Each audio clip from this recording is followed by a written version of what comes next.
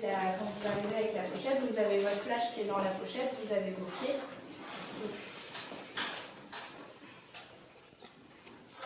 on va le faire tout le temps.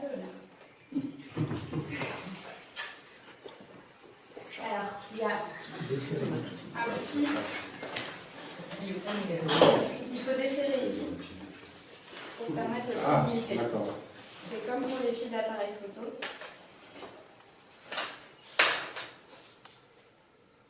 Elle a déterminé, c'est qu'il faut que tu mettes ton pied, enfin ton flash. Donc plus le pied va être haut dès le début, plus ça va être casse-gueule.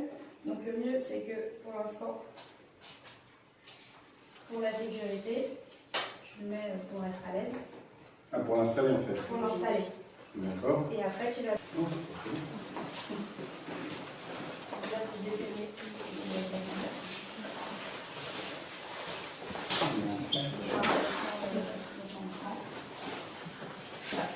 Et là maintenant tu peux mettre une flash. Pas trop non plus parce qu'on va rajouter des accessoires dessus. Donc comme ça c'est ça.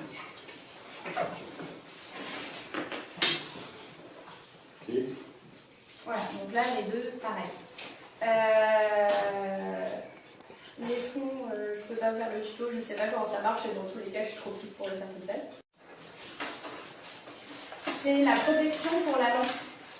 Donc sur le côté ici, vous avez un petit cadenas fermé, enfin un dessin de cadenas fermé, un dessin de cadenas ouvert. Donc là le cadenas est fermé pour que ce soit bloqué. Ce sera pareil pour les accessoires qu'on va utiliser après.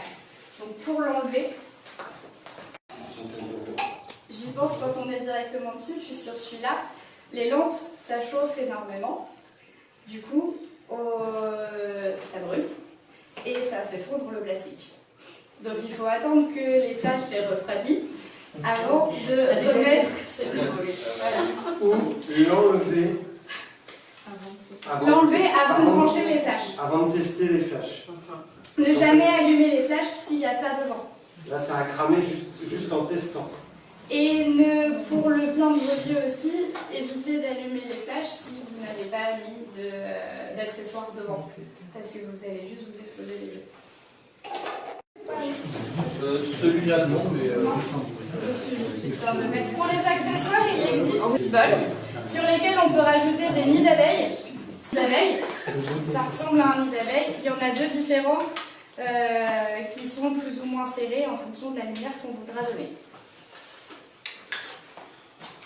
À toi, Lola. Donc du coup, non. Oui, c'est ce que j'essaie de faire. Alors en tournant la bague. La bague, ah oui, C'est seulement la bague qui tourne. D'accord, et c'est l'autre gauche. Et après, c'est ça que tu tournes. Et après, il y a un déverrouillage. Donc là, tu as des petits, là où tu as enlevé, tu vois ici, à l'endroit de ces trucs-là, tu vois des petits picots. Donc tu vas mettre ton trou dedans. Voilà. Voilà. Et tu reverrouilles. Ah oui. D'accord.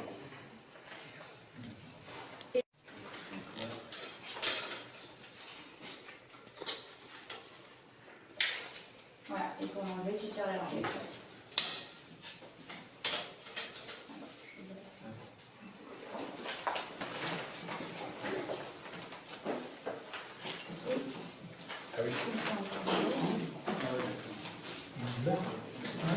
Commencez par mettre le haut de la barrette dans le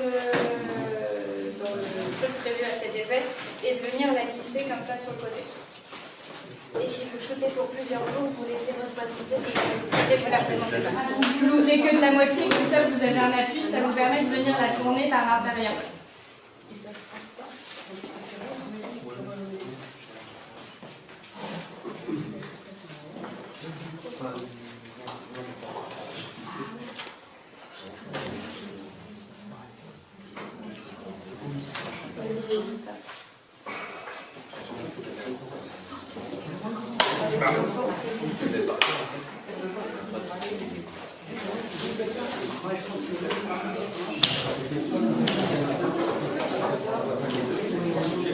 Vous la mettez sur votre appareil photo, vous êtes sans fil, vous appuyez sur le déclencheur et les flashs se lancent tout seuls.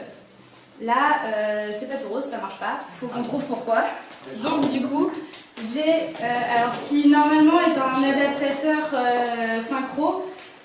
Normalement, ça fait la taille d'un petit carré, mais j'en ai pas. Mais heureusement, sur mon flash, tous les flashs ne le font pas. Vous avez une prise synchro flash, et ce qui vous permet d'utiliser votre flash comme un adaptateur. Le flash est éteint, il sert juste de contact en fait entre l'appareil et le câble. Là, je mets un icône sur un Canon, on s'en fout, ça sert juste d'adaptateur. Que vous venez brancher ici. Il y a une prise, c'est l'équivalent d'une prise casque. Vous avez un petit trou derrière ici, et vous pouvez simplement.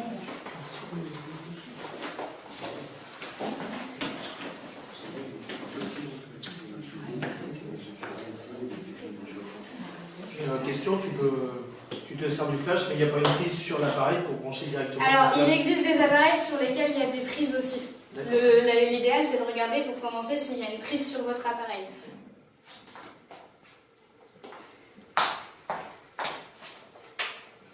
Choisir un modèle.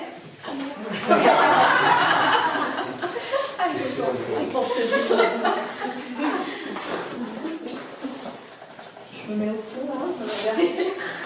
Pour le réglage du flash, idéalement, il vous faut une cellule que vous allez mettre près de votre modèle pour voir les réglages à mettre avec le flash, entre le flash et le modèle.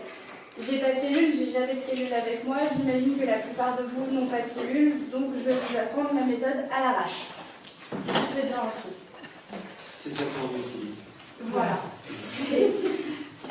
Du coup, vous allez mettre votre modèle suffisamment éloigné du fond. Là, on a de la chance, on a de la place. Première série pour vous montrer la lumière douce. En studio, on peut faire deux types de lumière, la lumière dure, la lumière douce. La lumière dure, vous allez avoir les ombres du modèle qui vont énormément ressortir, qui vont faire des traits plus durs et qui vont vraiment accentuer les ombres et les traits. Ça peut aussi accentuer les défauts, les rides, les pommettes, tout ce que vous voulez. En général, c'est quelque chose qui est surtout utilisé pour les hommes, pour faire ressortir les traits. Pour les femmes, on va plutôt utiliser une lumière douce. Pour avoir la différence entre une lumière dure et une lumière douce, ça va être essentiellement la distance de votre flash par rapport à votre modèle, la taille de la source lumineuse et le type ou la couleur de votre source. C'est-à-dire que si vous utilisez une source avec le tissu blanc comme celle-ci,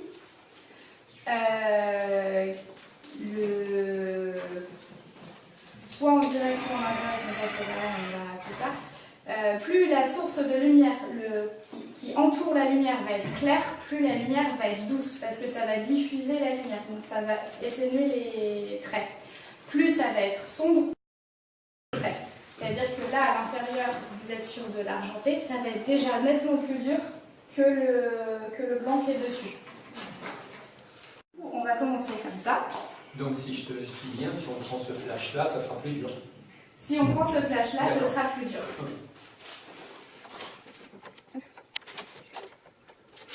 Je te laisse avancer. Je fais quoi? Un petit peu plus. Comme ça, c'est vrai, ça chauffe. Non, ça c'est parce que c'est là. Moi aussi c'est chaud, mais je suis derrière. Alors, là on part pour...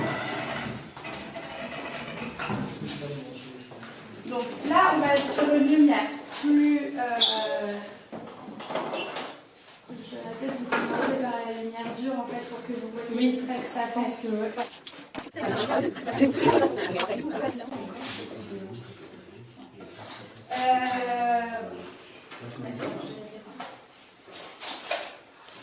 Donc là, on va partir sur une lumière qui s'appelle la lumière papillon.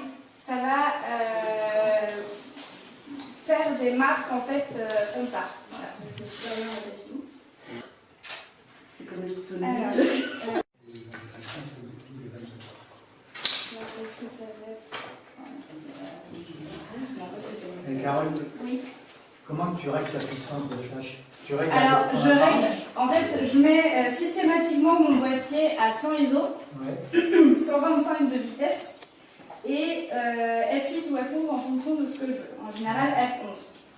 Je mets toujours ces réglages-là, tout simplement parce que la profondeur de champ, ça dépend ce que vous allez vouloir faire, mais en général, vous avez tout. Sauf voilà, volonté. Vous n'allez pas avoir besoin de jouer avec la profondeur de champ. C'est vos flashs qui vont vous permettre d'avoir une profondeur de champ ou pas avec votre fond. Et la distance aussi entre le modèle et le fond. Donc vous n'avez pas spécialement besoin de jouer. 125 en vitesse, 100 de diaph et 100 ISO et 8 ou 11 de diaph, c'est pas mal. Et en général, c'est les diaphs pour lesquels vos objectifs sont donc ici. Alors regarde par là.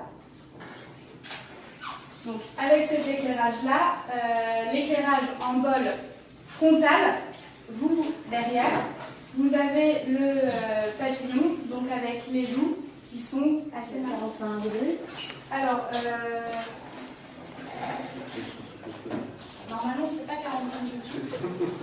Vous vous mettez à environ 25 degrés.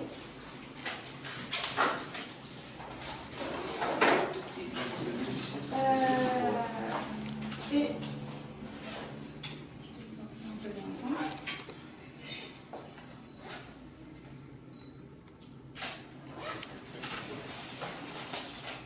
Voilà, et là vous allez avoir le papillon seulement d'un côté. Ouais, 45 degrés. C'est ça, il faut être à 45 degrés environ par rapport au modèle. Par rapport à l'horizon. Par rapport à l'horizon, enfin pour que. Oui, pour que ça plonge sur le modèle, quoi.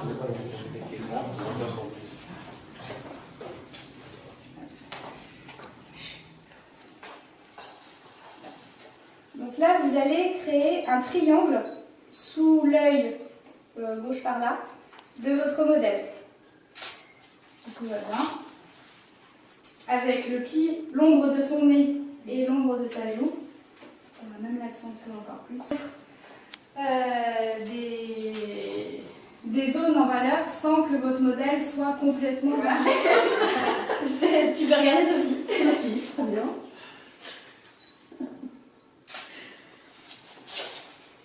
Voilà, et vous allez avoir créé quelque chose de complètement différent. Vous voyez le modèle qui se détache, vous n'avez pas le visage qui est dans l'ombre, et vous pouvez utiliser du coup en 3/4.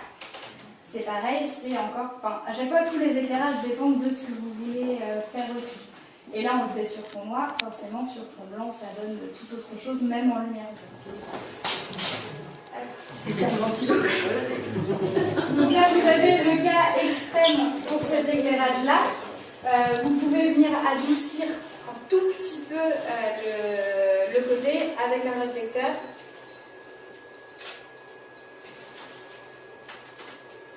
Voilà, là on est un tout petit peu. Les réflecteurs est éloigné. Si on rapproche, si on rapproche vraiment le réflecteur de son visage. Ah oui. Voilà, on a tout autre chose. Mais ça, c'est en fait le réflecteur, c'est comme si c'était une deuxième source de lumière. C'est parce que j'étais sur une lumière jaune.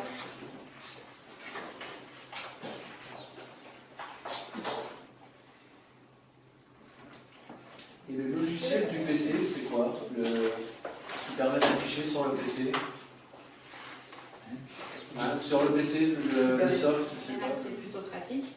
Vous pouvez également, si vous n'avez pas de déclencheur, si vous ne voulez pas une lumière trop forte, et si vous voulez shooter en lumière continue, mais en utilisant les accessoires, les diffuseurs ou quoi que ce soit, vous pouvez régler la puissance de la lampe pilote et shooter en lumière continue et supérieure. Le flash est chargé et va sortir une puissance. Si vous diminuez la puissance du flash, il va falloir que le flash se décharge pour vous envoyer la bonne puissance. Donc il y a des flashs qui font automatiquement de lancer un flash test pour se vider.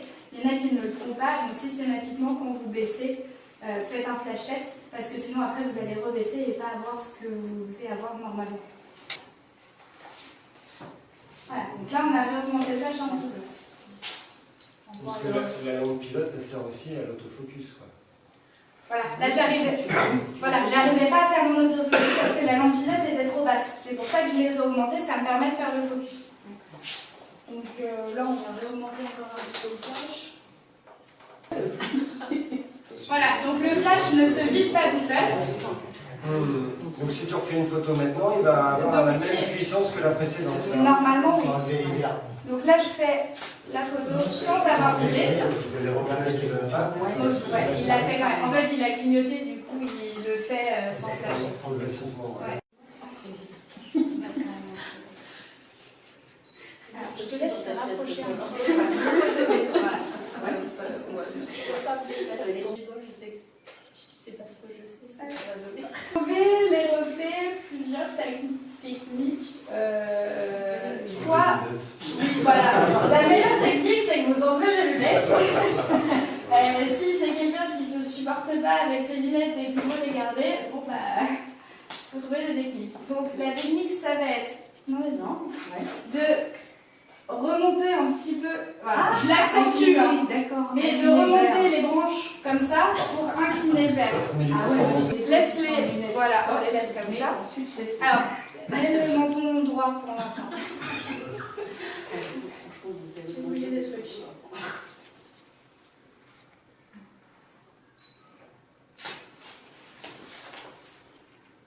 Voilà, à la vache. Et du coup, si tu remets tes lunettes droites, et là tu, voilà, mais à peine. On va pas voir les reflets. Voilà, hop, hop, les règles alternatives. Voilà, donc là ça diminue. Par contre, il faut faire attention parce que vas-y, baisse un tout petit peu plus le menton. Ça va cacher les yeux en fait. Voilà, accentuer vraiment, baisse encore un peu. Voilà. Voilà, et là il n'y a plus le récit supérieur.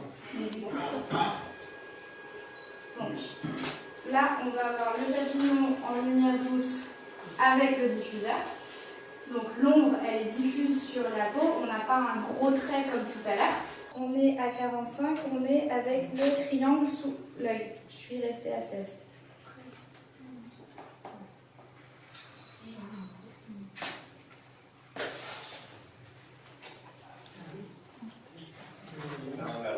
Là, il est complètement.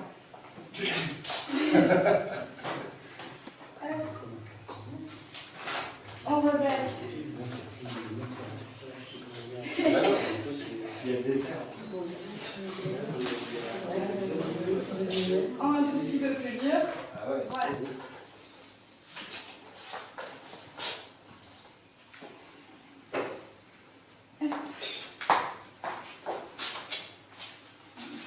Je te laisse te remettre face à moi.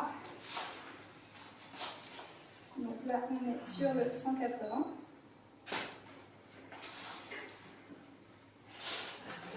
Différentes bases qui existent avec un flash, en sachant que je vous ai fait en 4 étapes, mais qu'il n'y a pas de limite. Enfin, vous pouvez faire un cercle autour de votre modèle. Enfin, on va dire un demi-cercle. Parce que sinon, si, avec un seul flash, le cercle arrière ne va servir à rien. Mais vous pouvez faire un demi-cercle, là je vous ai fait la lumière à droite, vous pouvez faire la lumière à gauche, vous voyez quel profil est le mieux par rapport à votre modèle. Petit personnel. Donc tout à l'heure, on a réglé notre premier flash qui était correctement réglé par rapport à notre boîtier. On vient ajouter une deuxième source de lumière. Du coup, on sait que notre premier flash est bien réglé par rapport au boîtier. On va essayer avec le deuxième flash. En gros, vu qu'on a plus de lumière, c'est quand on enlève le diffuseur, on va grosso modo fermer dans le cadre.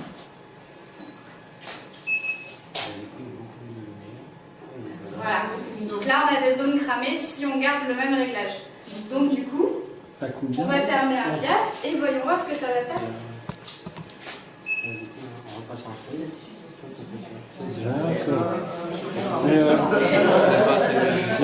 Donc là, en fermant un diaph, on est pas mal, mais on est encore un peu en dessous de ce qu'on voudrait. Du coup, technique à l'arrache, montez le deuxième flash un petit peu. L'autre flash, il est réglé à.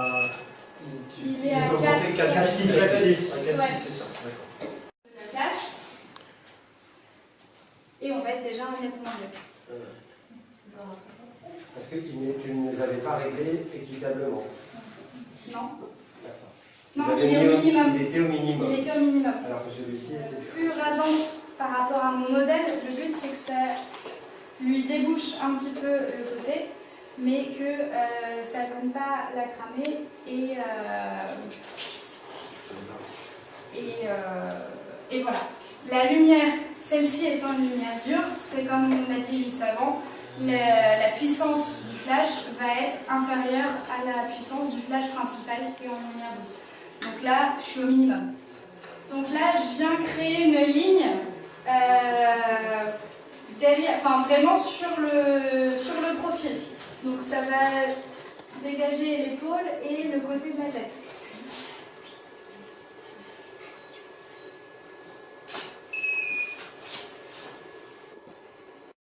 Là, on est quand même sur du semi. D'accord. Et en gardant la même configuration mais en la rapprochant, Et ben, donc ça changerait la donne ou pas? ça va augmenter la puissance.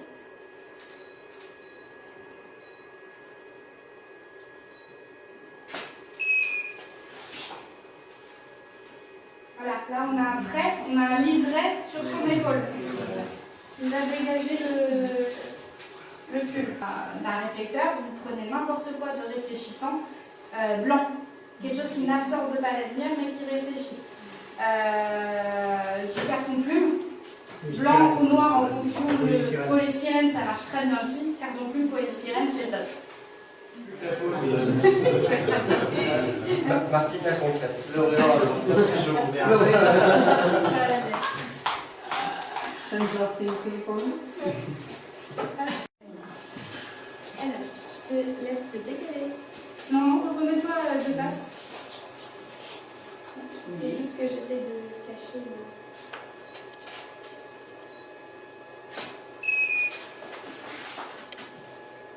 Voilà, donc là on a le halo et le visage qui est éclairé grâce au réflecteur. Donc la lumière d'ici, la lumière d'ici va être envoyée dans le réflecteur.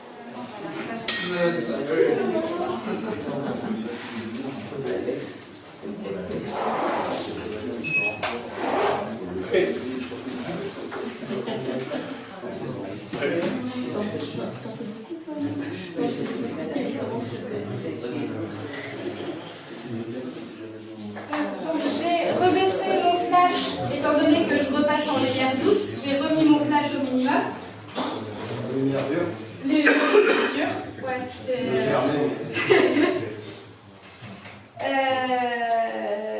je sais plus. Là, à 11. Voilà. Je vais rester comme ça à 11. C'est un peu cramé sur le côté, mais du coup le but c'est de voir le nid d'abeille qui va durcir encore plus, mais qui dit durci, dit assombrir. Donc je reste directement.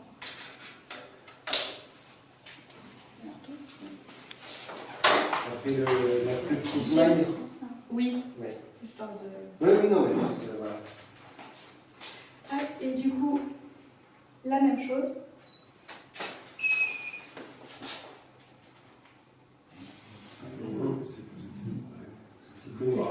Voilà, c'est plus contrasté sur le visage. Voilà. Et du coup, là, j'ai utilisé la plus dense des deux.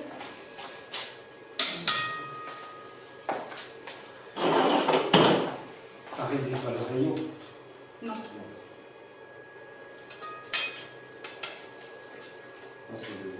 Non, c'est la direction, le snoot, ouais.